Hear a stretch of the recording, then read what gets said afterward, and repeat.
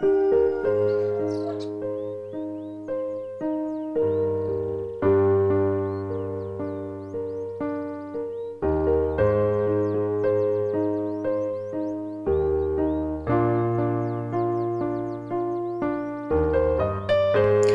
be like Jesus, true repentance involves remorse for sin and forsaking it. For godly sorrow worketh repentance to salvation, not to be repented of, but the sorrow of the world worketh death. 2 Corinthians 7 and verse 10. The love of God will never lead to the belittling of sin. It will never cover or excuse an unconfessed wrong.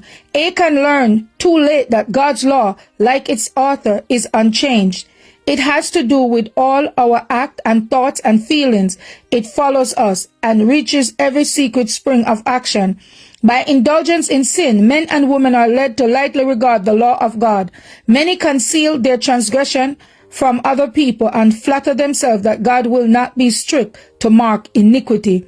But his law is the great standard of right, and with it every act of life must be compared in that day when God shall bring every work into judgment with every secret thing, whether it be good or evil. Purity of heart will lead to purity of life. All excuses for sins are vain.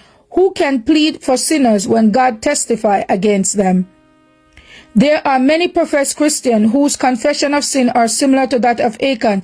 They will in general way acknowledge their unworthiness, but they refuse to confess the sins whose guilt rests upon their conscience and which have brought the frown of God upon his people.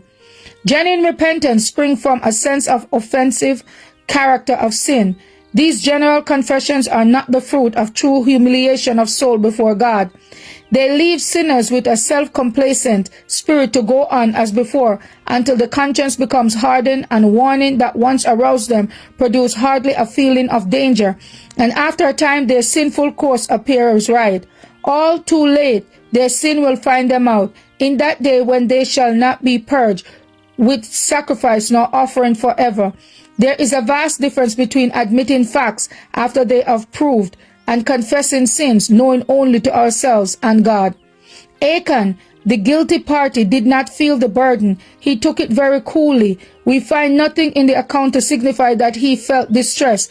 There is no evidence that he felt remorse or reason from cause to effect, saying, "It is my sin that has brought the displeasure of the Lord upon the people."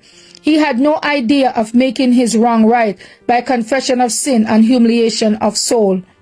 The confession of Achan, although too late to be available in bringing to him any saving virtue, yet vindicate the character of God in his manner of dealing with him, and closing the door to the temptation that so continually beset the children of Israel, to charge upon the servants of God the work that God himself. As for me and my house, we will serve the Lord. Thank you all for listening, and please join us once again tomorrow for your daily devotional reading. God bless.